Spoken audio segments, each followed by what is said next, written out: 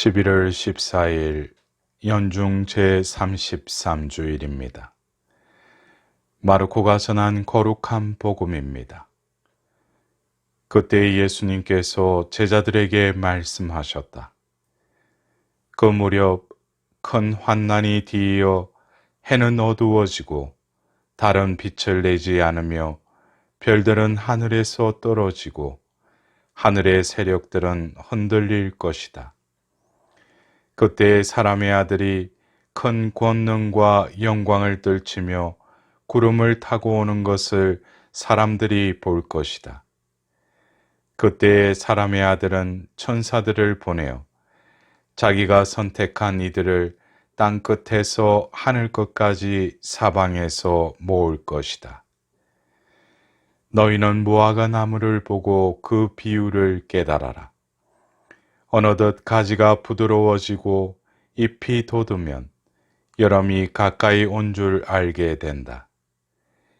이와 같이 너희도 이러한 일들이 일어나는 것을 보거든 사람의 아들이 문 가까이 온 줄 알아라. 내가 진실로 너희에게 말한다. 이 세대가 지나기 전에 이 모든 일이 일어날 것이다. 하늘과 땅은 사라질지라도 내 말은 결코 사라지지 않을 것이다. 그러나 그 날과 그 시간은 아무도 모른다. 하늘의 천사들도 아들도 모르고 아버지만 아신다. 오늘은 이제 한 해의 천례력에 마지막 그리스도 왕 대축일을 맞이하기 전주인 오늘 전례력으로 한 해가 끝나가는 시기에 세상 종말에 관한 이야기를 들었습니다. 그 무렵 큰 환난이 뒤이어 해는 어두워지고 달은 빛을 내지 않으며 별들은 하늘에서 떨어지고 하늘의 세력들은 흔들릴 것이다. 어쩌면 이 말씀에 그 장면을 떠올린다면은 왠지 두렵고 또 한편으로는 알아듣기 힘든 말씀으로 와닿습니다. 우리는 성경에서 이 종말의 모습은 우리에게 생소한 묵시문학이라는 양식으로 기록되어 전해졌습니다. 묵시문학은 새로운 세상에 대한 절박한 기대감을 상징과 은유로 표현하고 있는 것입니다. 그러기에 그 근본에 깔린 메시지를 파악하면 이해가 수월해질 수 있습니다. 오늘 말씀의 바탕에 담긴 메시지는 한마디로 만사에는 끝이 있다라는 것입니다. 예수님께서는 오늘 복음에 너희는 무화과 나무를 보고 그 비유를 깨달아라 하고 말씀하십니다. 그러면서 어느덧 가지가 부드러워지고 잎이 돋으면 여름이 가까이 온 줄 알게 된다라고 이러십니다. 무화과 나무에 순이 돋을 때는 여름이 시작될 때입니다. 히브리 단어에는 이 여름이라는 단어의 의미는 동시에 끝을 의미하기도 합니다. 무화과 나무 잎을 보고 여름이 온 것을 알라는 말씀은 곧 봄의 끝이 왔듯 시간의 끝이 온 것을 알아라 라는 말씀이기도 합니다. 나라가 생긴 이래 일찍이 없었던 재앙의 때가 오리라. 그때에 땅 먼지 속에 잠든 사람들 가운데에서 많은 이가 깨어나 어떤 이들은 영원한 생명을 얻고 어떤 이들은 수치를 영원한 치욕을 받으리라 라고 오늘 일독서에 다니엘 예언서를 통하여 이 예언자의 말씀대로 세상에는 끝이 있음을 염두에 두고 살아라라는 말씀을 우리는 알아들어야 할 것입니다. 끝의 시간은 언제일까?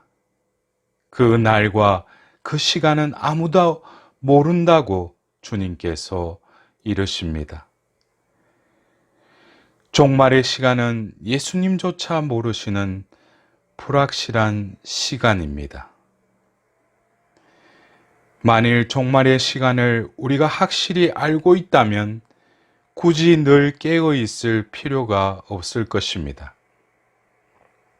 그러기에 그 시간을 알 수 없기에 늘 깨어 있어야 하며 이 깨어 있음은 우리를 사람답게 더 나아가 신앙인답게 살도록 이끌어 주는 것입니다. 성경에서 종말은 지금의 세계와 상관없이 미래에 일어나도록 예정된 사건이 아닙니다. 종말은 지금 여기에서 우리의 태도에 의해 좌우되는 미래인 것입니다.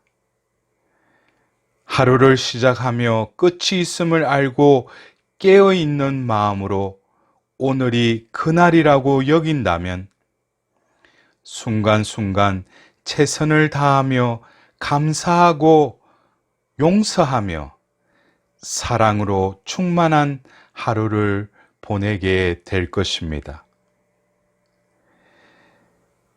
자기 삶의 끝을 망각하면 사랑과 평화와 용서와 나눔의 기쁨을 미뤄둔 채 눈앞의 이익에 집착하거나 마음대로 되지 않는 세상에 분노하거나 무능한 자신을 자책하며 하루를 보낼 수도 있습니다. 어쩌면 끝을 생각하는 그 태도는 인간의 존재를 원래의 존재로 회복시키는데 좋은 묵상거리가 될 수 있습니다. 종말의 모습은 어떠할 것인가? 신앙인에게 있어서 끝은 파멸이 아니라 세상의 죄를 사하시는 희생제사로 완성되는 구원인 것입니다. 오늘 제2독서의 히브리서의 말씀에 의하면 그리스도께서는 한 번의 예물로 거룩해지는 이들을 영구히 완전하게 해 주셨다라고 말씀하십니다. 이 독서에서 예물은 우리와 하나님을 이어주는 끈인 것입니다. 그리스도를 주님으로 섬기는 이들에게 종말은 우리를 위해 희생되신 그리스도로 인해 하나님과 연결되어 하나님을 뵙게 되는 순간인 것입니다. 아무도 모르기에 그 날과 그 시간이 두렵기만 합니까? 그러나 주님께서는 우리를 사랑하실 뿐만 아니라 죽도록 자신을 온전히 내어주시며 그토록 사랑하신 것입니다. 희생제물이 되신 주님의 사랑이 아무런 확실성이 없는 세상을 순례하는 우리의 유일한 희망인 것입니다. 세상에는 종말이 있고 우리의 삶도 끝이 있습니다. 무화과 나무의 잎을 보며 종말을 준비하듯이 인생에서 끝을 생각하는 그 지혜가 현재의 삶을 충만하게 할 것입니다. 끝을 망각하고 시간을 흘러보낸다면 어쩌면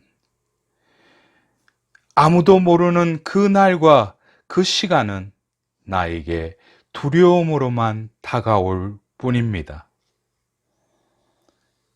그러기에 우리 그리스도인에게 이 종말은 끝이 아니라 새로운 시작이며 우리의 삶을 당신의 자비로 갚아주시는 그 보상의 때이기도 하는 것입니다.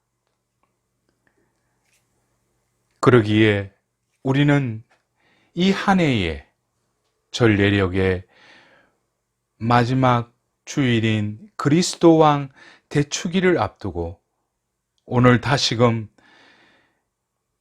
세계 가난한 이들의 날이기도 한 이 날에 자기만을 위하고 자기의 그 계획을 위하여 모든 시간과 노력을 투자하였다면 오늘 마음을 내리고 내 주변을 한번 바라봅시다.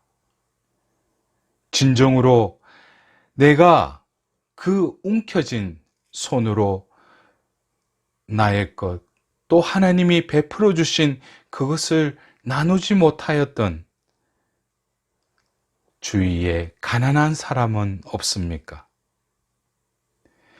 물질적인 것뿐만 아니라 여러 가지 삶의 짐으로 힘들어하는 형제 자매들은 없습니까?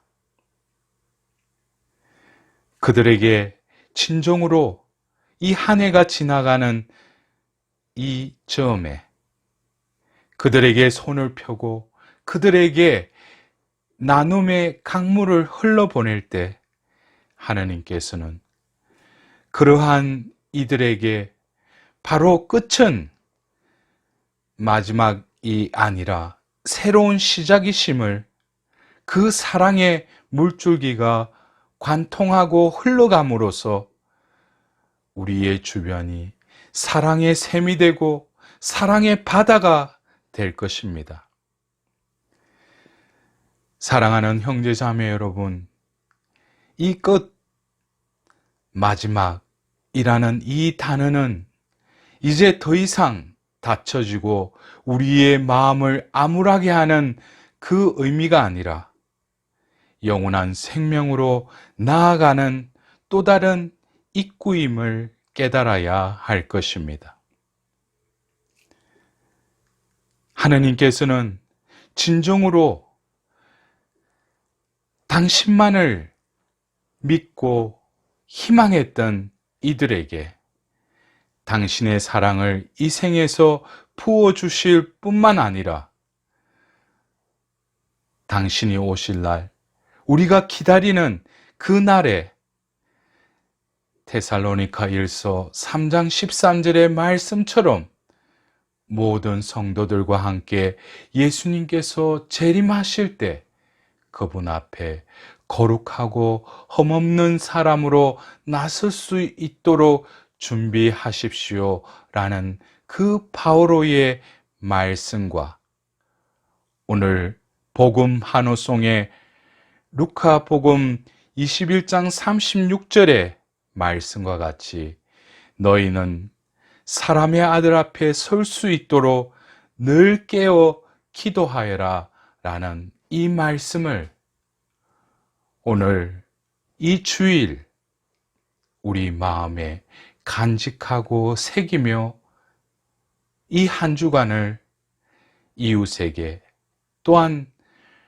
우리에게 베풀어 주신 하느님께 진심으로 감사하는 깨어있는 종으로서의 삶을 살아갈 수 있도록 하나님께 자비를 구하도록 합시다.